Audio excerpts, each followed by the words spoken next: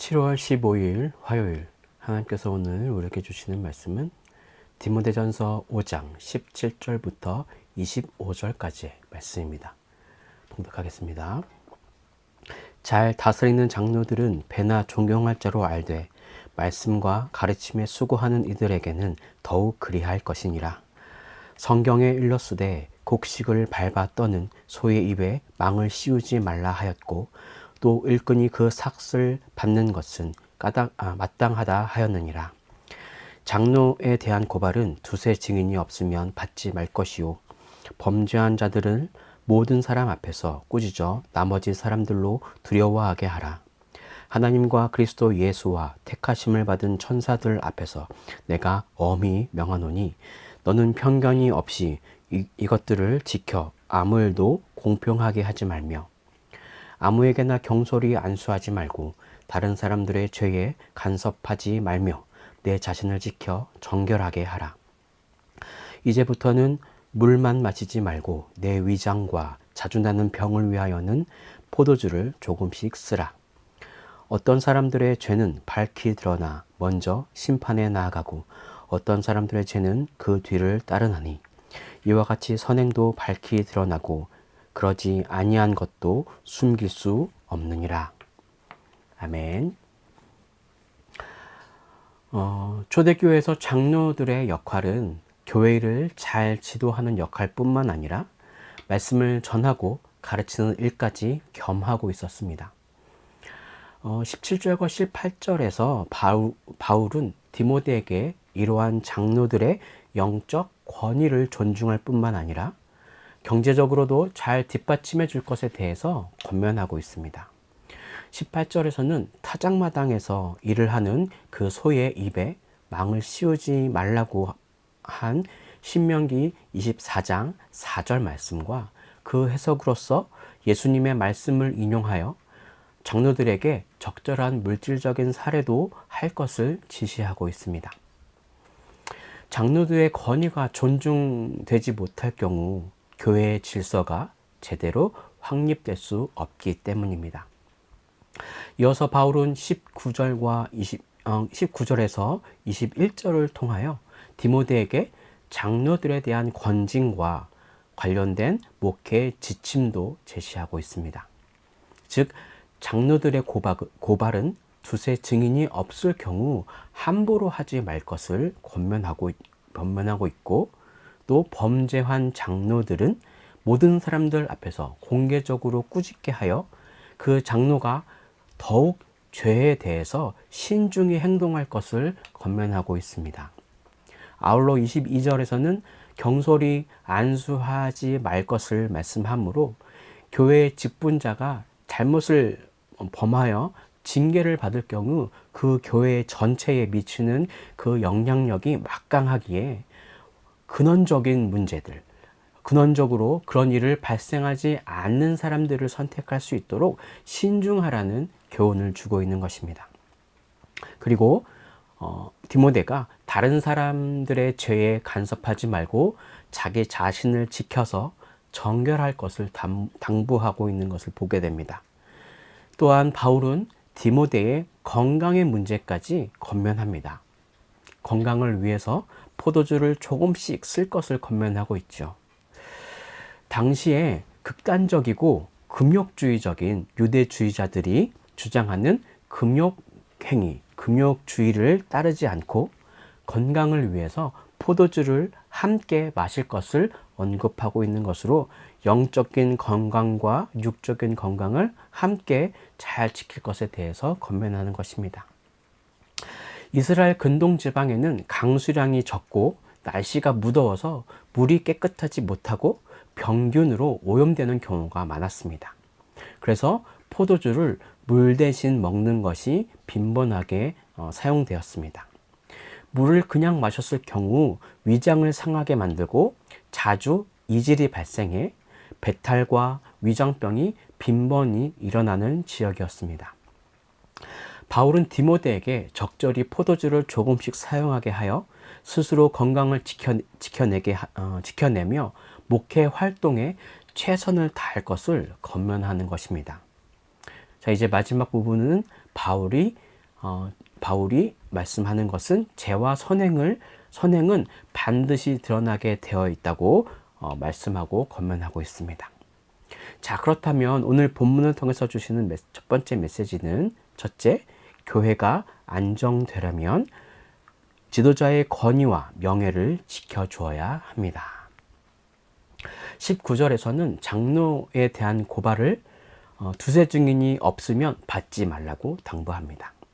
이것은 신명기 19장 15절의 말씀과 마태복음 18장 16절에서 예수님의 말씀에 근거합니다. 신명기 19장 15절 말씀을 제가 읽어보겠습니다. 사람의 모든 악에 관하여 또한 모든 죄에 관하여는 한 증인으로만 정한 것이 아니요 두 증인의 입으로나 또는 세 증인의 입으로 그 사건을 확정할 것이며, 또 마태복음 18장 16절의 예수님의 말씀을 제가 한번 읽어보겠습니다. 만일 듣지 않거든 한두 사람을 데리고 가서 두세 증인의 입으로 말마다 확증하게 하라. 이 말씀들은 재판의 신중함과 공정함을 기하기 위해서 주어진 말씀입니다. 교회와 성도들을 대표하는 목회자의 경우 많은 사람들의 주목의 대상이 될 뿐만 아니라 여러 비판에 노출될 수밖에 없습니다. 그럴 때 모든 비판을 쉽게 받아들인다면 지도자의 명예와 권위가 실추될 것이며, 또한 이것은 목회자 개인의 문제뿐만 아니라 교회 공동체 역시 심하게 흔들리게 될 것에 대한 위험에 대해서 이 바울은 신중히 비판을 받을 것에 대해서 부탁한 것입니다. 그러므로 먼저 교회 지도자들은 그런 비판을 받기 전에 이미 말씀과 진리에 올바로 서서 스스로 명예와 권리를 잃어버리지 않도록 늘 주의해야 한다는 것입니다. 또한 성도들 역시 지도자의 명예와 권위를 훼손하는 무고한 비방이나 경솔한 행동을 삼가해야 한다는 것입니다. 사탄은 지도자들을 먼저 흔든다는 것을 기억하십시오. 지도자들이 흔들리면 교회 공동체 역시 질서가 무너지게 되고 쉽게 무너질 수 있음을 우리는 알고 있어야 합니다. 목회자들은 먼저 스스로 말씀과 진리를 통해 정결을 지켜야 하며, 성도들은 그 목회자들의 안정과 평강을 위해서 기도하기 힘써야 합니다. 사탄이 제일 싫어하는 것은 어떤 것이겠습니까? 가장 많이 공격하는 것을 보면 알 수 있듯이 하나님을 예배하는 교회가 많아지는 것을 가장 싫어하지 않겠습니까? 오늘도 사탄은 교회를 무너뜨리려고 온갖 방법으로 목회자들을 공격합니다. 이 사탄의 영적 공격에 능히 이겨내는 우리 행복을 전하는 교회가 되었으면 좋겠습니다. 그래서 오늘도 기도하시면서 또 서로 존중하기를 결단하시는 그런 교회가, 그런 성도님들이 되시길 간절히 바랍니다. 오늘도 그렇게 기도하며 우리 목회자들을 위해서 기도해 주시고, 또 성도님들이 이것을 위해서 힘을 모아 함께 한 공동체를 이루기 위해서 같이 기도하시는 그런 하루가 되었으면 좋겠습니다. 자, 오늘 본문을 통해서 주시는 두 번째 메시지입니다. 둘째, 교회의 공의를 세우려면 먼저 교회의 일부터 공의로워야 합니다. 19절에서 21절을 보시면 장로에 대한 고발이 어떻게 처리돼야 하는가를 말씀하고 있습니다. 그런데 여기서 21절의 1절을 보시면 이 고발을 어떻게 처리할까에 대한 이 말에 어떠한 분위기인 줄 알 수 있습니다. 바로 21절에 엄히 명하노니 라고 엄숙하고 강경한 어조로 말하고 있는 바울을 볼 수 있습니다. 엄하게 명하고 있는 것이 바로 편견 없이 공정하게 공의롭게 처리하는 것을 말합니다. 교회 장로들이라고 편파적으로 처리하거나 숨기지 말고, 또 죄가 분명히 드러나면 공개적으로 책망을 통해서 모든 성도들에게 교훈을 삼으라는 것입니다. 오늘날 우리 한국교회 역시 이 말씀을 엄중한 자세로 바라보아야 합니다. 힘과 영향력이 큰 그런 교회의 지도자들이나 이제 새롭게 등록한 새가족들, 그런 새가족인 성도들 모두에게 공평하게 일이 처리돼야 합니다. 하나님의 말씀을 적용하는 데에 신분적인 또 지위적인 차등이 있다면, 그래서 교회 안에 성역을 둔다면 이는 하나님의 공의를 정면으로 짓밟는 무서운 범죄가 될 수 있습니다. 교회는 하나님의 말씀을 기초로 하여 지도 목사, 즉 위인 목사의 목회 철학에 따라 다양한 그 교회에 따라 각자에 맞는 집중하는 그런 사역이 있습니다.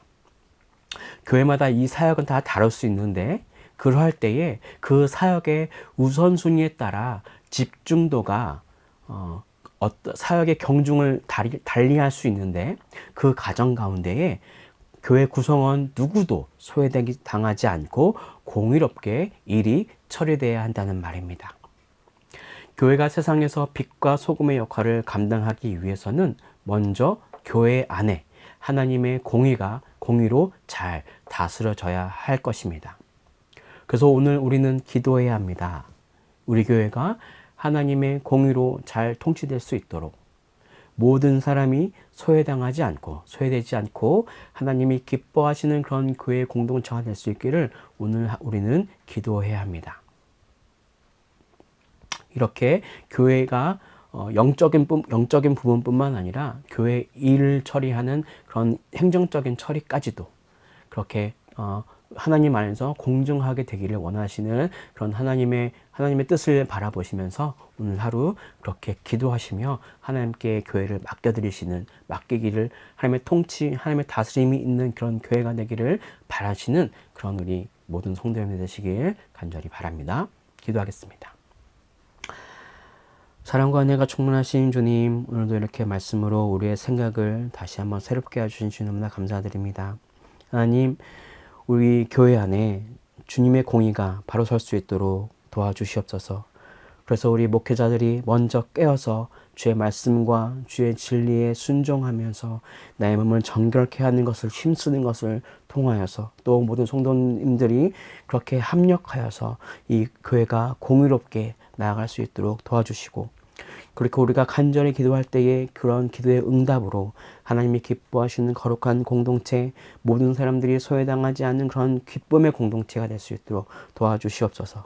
그래서 우리 교회가 하나님이 쓰시기에 좋은 그릇이 되기를 소망하오니, 오늘 이 말씀에 순종하여 우리가 기도할 수 있도록, 또 이 말씀에 순종함으로 이 교회 처리들과 이 교회에서 하는 모든 일에 순종하며 나갈 수 있는 우리 모든 성도인이 될 수 있도록 인도하여 주시옵소서. 그렇게 우리를 인도하실 줄을, 선한 길로 인도하실 줄을 믿으며 이 모든 것을 살아계신 예수 그리스도의 이름으로 기도드립니다. 아멘.